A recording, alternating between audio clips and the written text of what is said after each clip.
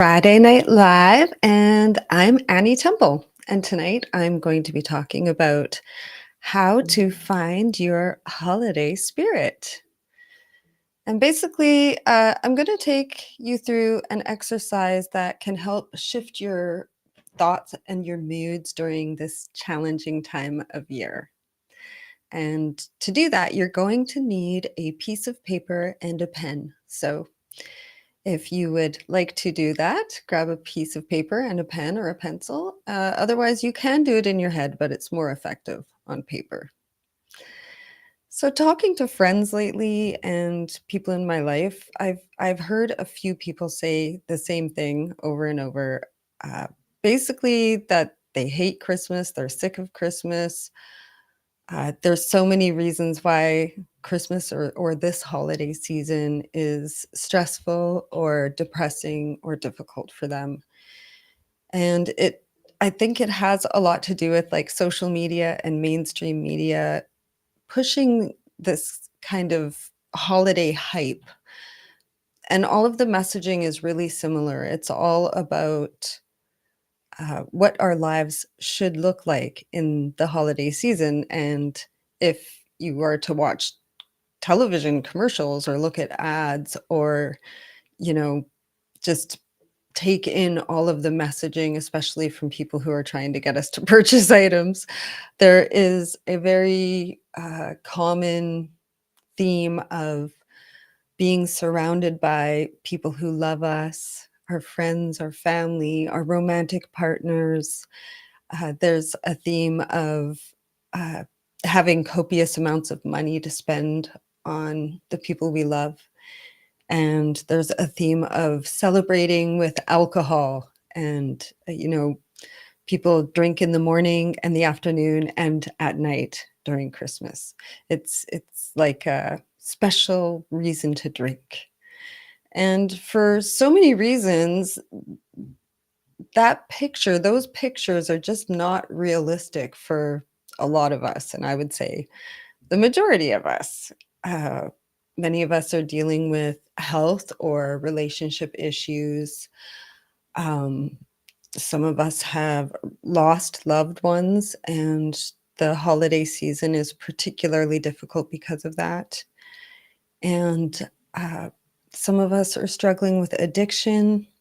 And there's just so many different reasons why this holiday season is not like the images and the holiday hype, I like to call it, that seems to be fed to us by mainstream and social media.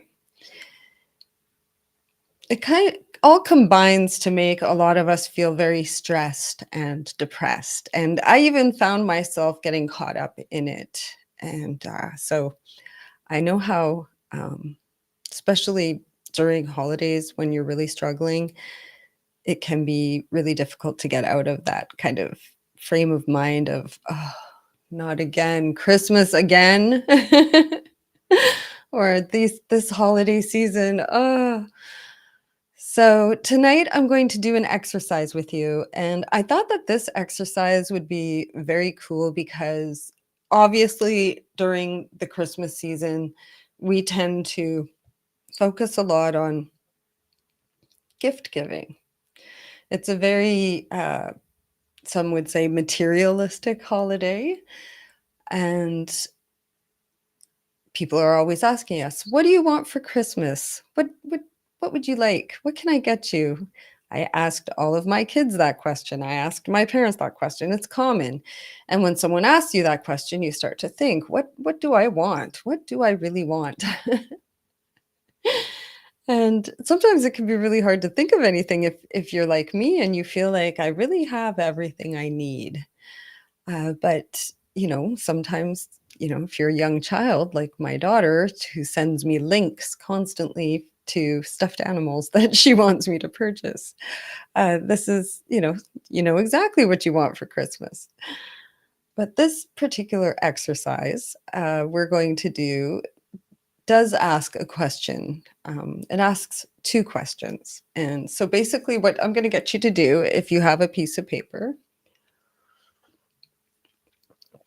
is draw a line down the center of the paper. So you have two columns.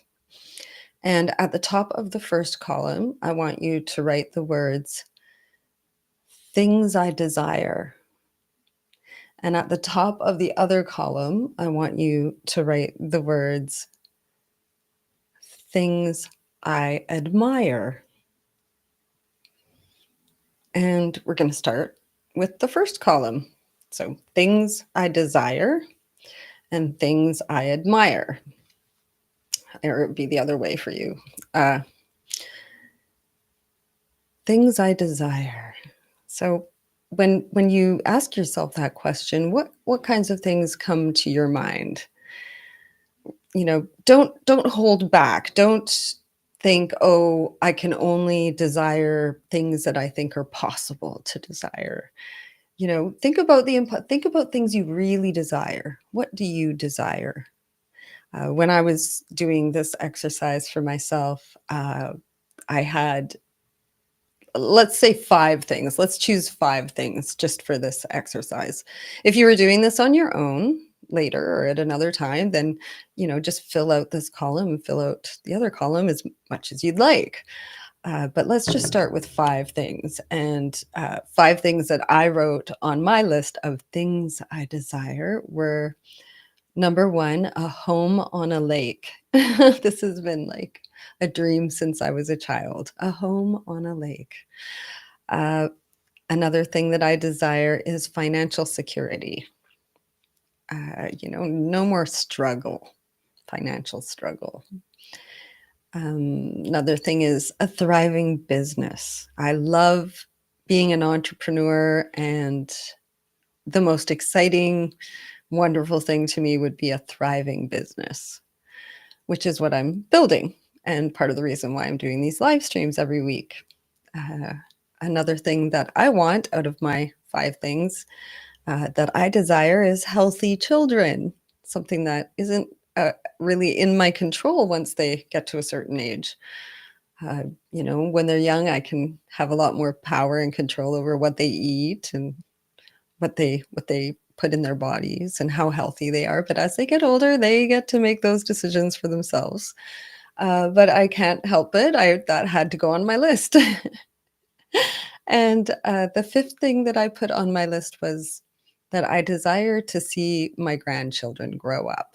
And I put that on my list, even though I have no grandchildren yet. I hope I will one day. I have almost died so many times and been through so many crazy health fluctuations in my life that I've really faced my mortality many times. And one of the things that I've been holding on to life for is the desire to watch my grandchildren grow up, my future grandchildren. So that was where my head was when I first filled out this list of things I desire. So you think about, what are the things that you desire? What would you put in the first column? They can be material things. They can be things you desire to learn. Um, Whatever you think of, what do you desire? And an interesting aspect of this exercise is how, when we move to the next column, how this is going to be a bit of like a plot twist. It's kind of fun. So when you feel like you've come up with, you know, 5, even a few things of what you desire, we'll move on to the second column. We're just flying through this exercise today, so I might not be on this live for a full 30 minutes. So the second column is what I admire. And now this is very interesting. Now you think about people that you know or don't know, uh, and this particular part of the exercise, you're not going to think about what you admire about them, like what they have. Like, for instance, you might admire that your brother-in-law has a nice car. But what we're going to put in this column is 5 things we admire about people's character, other people's character. So in the case of the brother-in-law's car, you could say, well, what do I admire about my brother-in-law that helped him to achieve this car? And it could be that he worked really hard and was really smart with money and was able to buy like an amazing car that most people don't own because of the price tag, let's just say. So, but what in his character? And so maybe it's he's a hard worker. And when I thought about character traits that I really admire for this column, what I thought of was I really admire financial intelligence. So people that know how to make their money work for them. I admire that quality. I think that's just incredible, and it's always been something that seemed like a mystery to me. Another thing I really admire in other people's characters, is emotional control. And um, some people call it being stoic.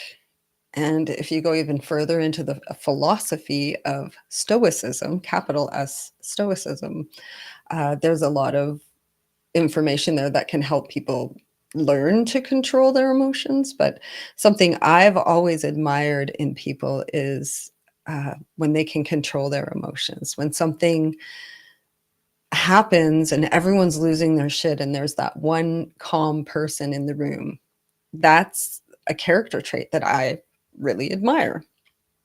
And I've always just loved that. Like when I'm in a panic and everyone's in a panic, but there's one person who is calm and emotionally in control. I love that.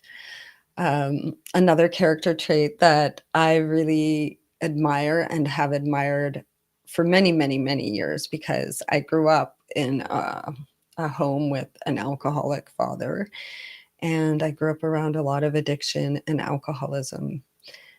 So I always really admired people who don't drink, or people generally speaking who are in control of their alcohol. I do admire that, but even more, like so much more, I admire people who don't drink. And whether that's because they have addiction challenges and have um, made a long road and long journey to get to that point of sobriety, or if they've just chosen it because they want to be more effective people, or they don't want to be poisoning their body. People stop drinking for a variety of reasons, but whatever it is, in our very alcohol obsessed society, I admire people who don't drink. And it's been a struggle for me to uh, achieve that. I've always admired people and thought, geez, I wish that I could be a person who doesn't drink. And for years that was really hard. But right now I'm over 2 months sober, just saying. Another character trait that I really admire is people who have the courage to speak their truth, even in the face of social pressure. And in the sex worker rights movement, for instance, I have had so many mentors and colleagues who were really courageous. Recently, I watched a woman, I didn't watch her, but someone recorded maybe her uh, asking Elon Musk a question at a huge rally, one of those rallies that Elon Musk was doing leading up to the American election. She was at it. She went to one of those rallies and she had a chance to ask a question, and she courageously told him that she is a sex trafficking survivor, childhood sexual exploitation survivor, and also an adult consensual sex worker. And she asked Elon Musk if he is going to listen to people who have been sex trafficked and or who work as sex workers, and help them have a voice, because Elon Musk talks a lot of shit about free speech. But Twitter does censors quite a bit of the adult industry. It's actually way better than any of the other platforms. I don't get my account closed because I post lingerie photos on Twitter, but I do on Instagram. Like it's a problem. Uh, but the whole point is that people who are courageous enough to stand up for what they believe in, even in the face of social pressure. And we saw that during COVID with like the truckers and the Freedom Convoy. And we see it with anyone who really stands for something that is not very popular. When you have an unpopular opinion, but you're willing to be courageous enough to speak your truth, I just really, really admire that. One of the things I admire most in people. And finally, if I were to name 5 things, uh, another thing I really admire is determination. People who are just determined to succeed, and they might fail over and over and over again, but it's not failure because they learned and they just keep going and keep getting up and keep going. And I like to put myself in that category.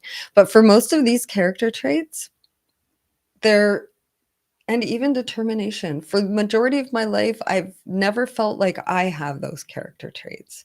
They're just character traits that I admire in others. So now, if you have put your 5 character traits that you admire into the second column,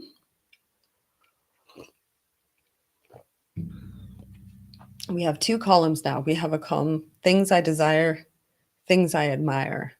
Now, you're going to take all of the things in the column of things I admire, and you're going to move them into the column of things I desire. And this is now a roadmap for you. So how does this help you with the holiday spirit?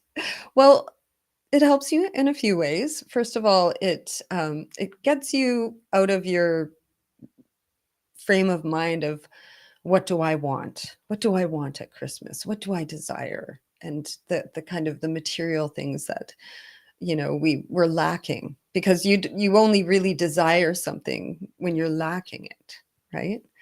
Um, and it gets you into the mind frame of what do I admire? And this is something that you may or may not have achieved already. Like right now, I say I admire people who are sober. Well, right now I'm sober, so I can say that I've achieved that desire. But financial intelligence is something I'm still working on.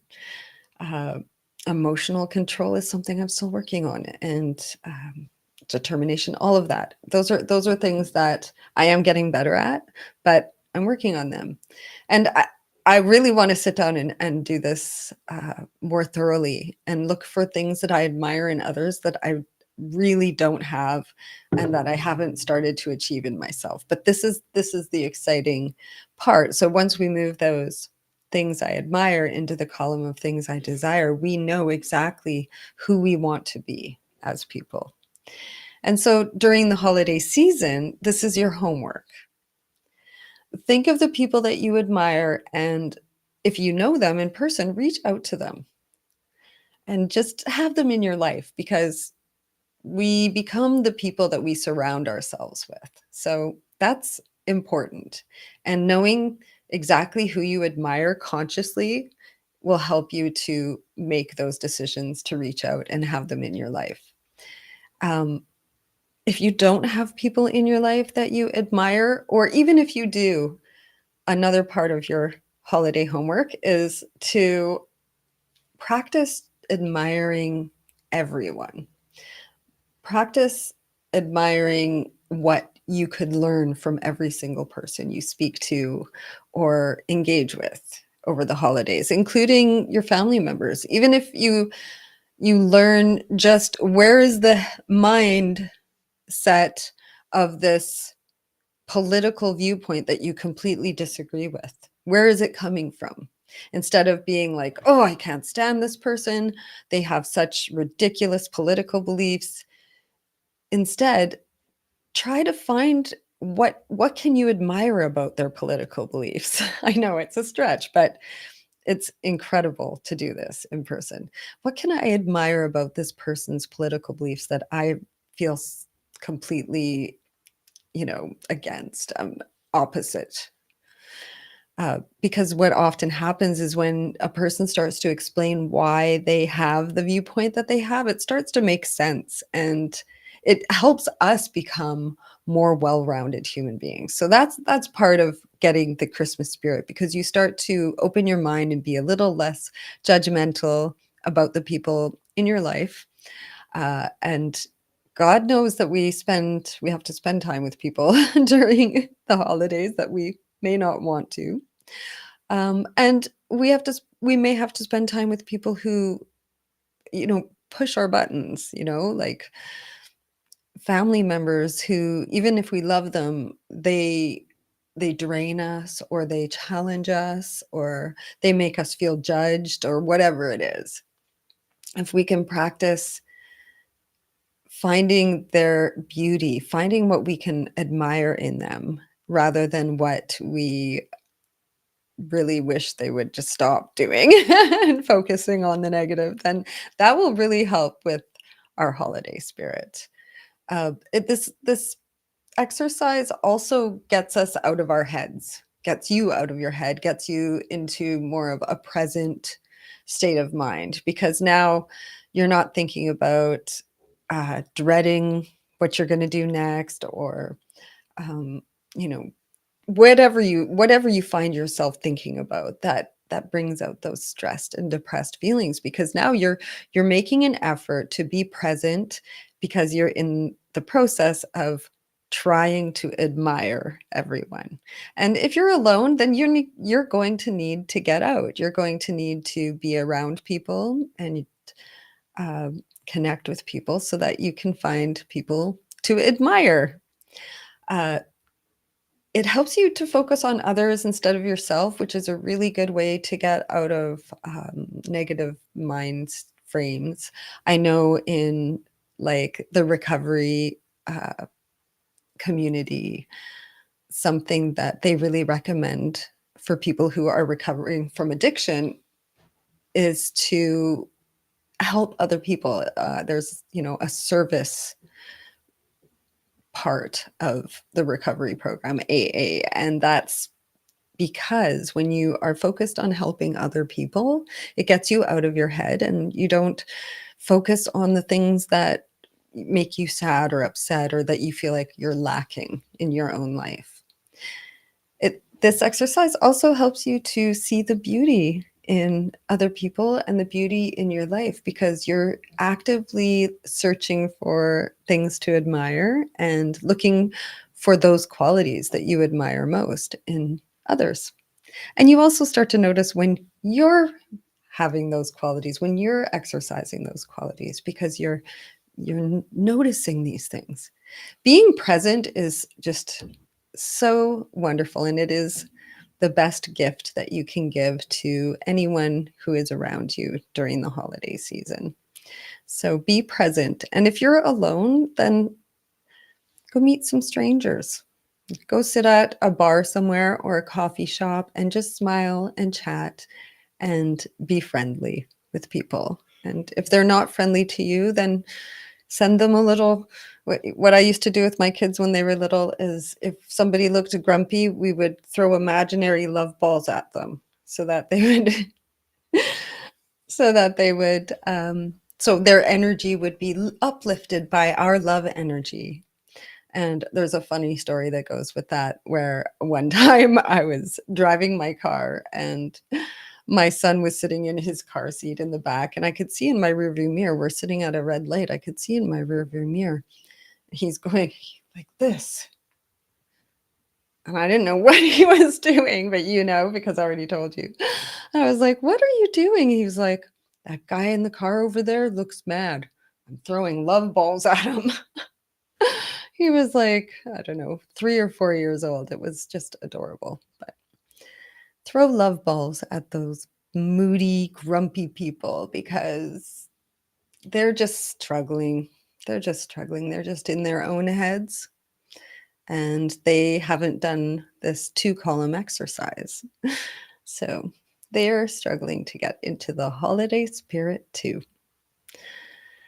So this gives you something to do with your free time. If you have free time over this holiday season, I know a lot of moms are in crunch time right now, parents, I should say. Don't want to be sexist, but as a mom, I've always known that this is crunch time for me. But I know it's crunch time, especially for any parent.